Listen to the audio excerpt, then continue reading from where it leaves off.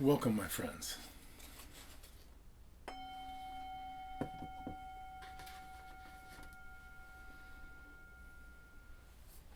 Welcome to Touching the Edge. Thank you so much for joining today. Thank you for being part of this communication on how we can elevate each other. I want to suggest that we are all connected through the heart. And if you do better, we all do better. Because you're the center, at least in your life. And so today, I want to talk about what Kathy is asked to talk about. She asks, let's hear more ways to listen to different opinions and not be triggered by them. Let's hear more ways to listen to other people's opinions and not be triggered by them. Wow, that's a pretty big question, isn't it? I mean, isn't it the case it's so easy to be triggered right now? I would like to suggest that being triggered, having this sense of fracturing, is something that's a worldwide phenomenon. All over the world, people are being triggered at higher rates and really doing things that are really impulsive from that state. So I want to suggest that one of the best things that you can do to support the world becoming a better place is to find a way to step into a different relationship to being triggered. I mean, what does that mean? What does it actually mean to be triggered? We hear someone express something that we find is reprehensible. And I want to suggest that this triggering happens in all different areas. It happens around politics. It happens around countries that are at war. It happens around sexual politics and gender politics. It happens around trans politics. So many different ways we see someone and we feel that what they're expressing is not just bad, but maybe even feels outright evil. So I want to suggest that one of the best things that we can do to shift this triggering is not to try to be not triggered, but to try to work to be less triggered. If we can be less triggered, if we can make progress, we help this situation get better. Remember, the whole element of being triggered means that you really feel like something needs to go the way that you personally feel it should go. And we want to understand that if we do get triggered, the actual effect is that we become repulsive. We repulse the individual who is triggering us. And we never get rid of it that way. You're not going to shift things for the better by having a sense of hatred. Because when we get triggered, we actually step into some low-level relationship to hatred. So I want to suggest that you really learn your tendencies. Learn what elements tend to trigger you. Learn that when you do get triggered, that you become unconscious. And an unconscious you is never going to be the best to deal with any situation. When you become unconscious, when someone says something and you go to sleep because you're just seeing red at that point, you are no longer making the best decisions from a responsive place. You actually have become reactive. So be aware of what your tendencies are, what things tend to activate reactivity in you. Understand it, and when you go in those situations, debrief afterwards. When you have a situation in which you have been triggered, and we want to understand that right now it's very likely that we are going to get triggered, write down what happened at what point. What happened and at what point did you actually lose presence and step into reactivity?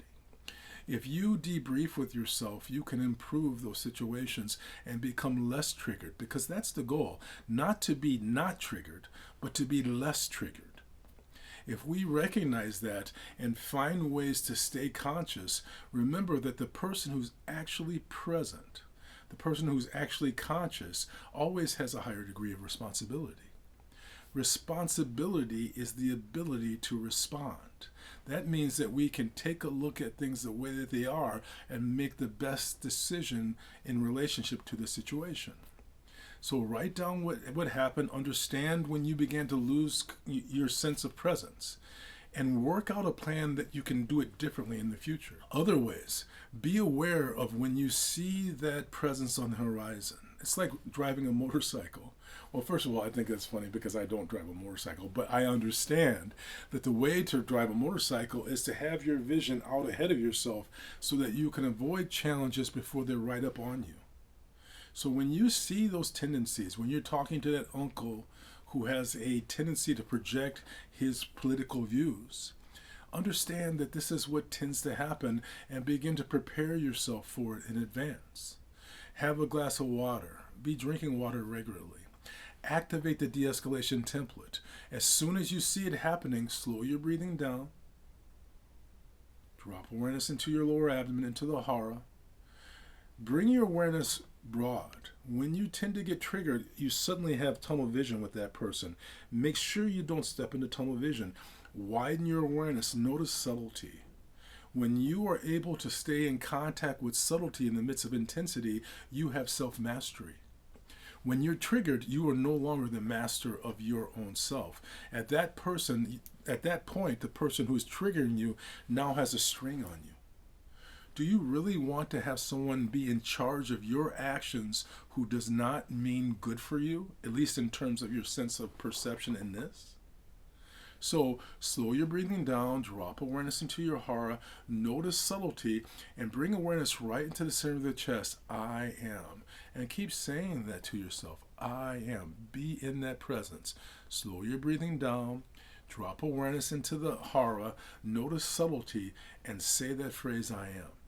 When you combine that, when you slow your breathing down and keep in contact with that phrase, I am, it will help you to be present. And when you are truly present, you open yourself to de-escalation.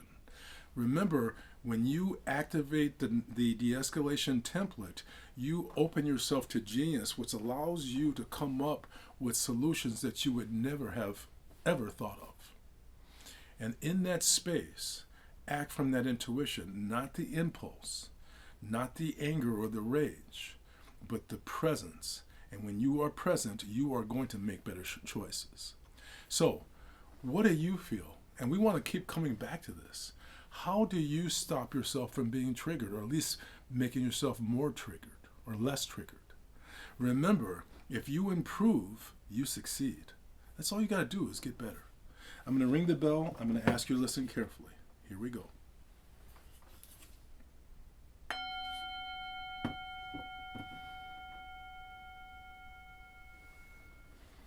Thank you, Kathy, for bringing this question. And we want to touch base on it many, many more times because it's worth a whole 40-day series, not just one video.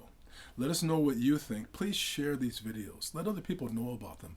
Help us grow this channel because this channel is a circle for all of us. I bring my hands together and I bow to you. Thank you for your time. Namaste. Thank you.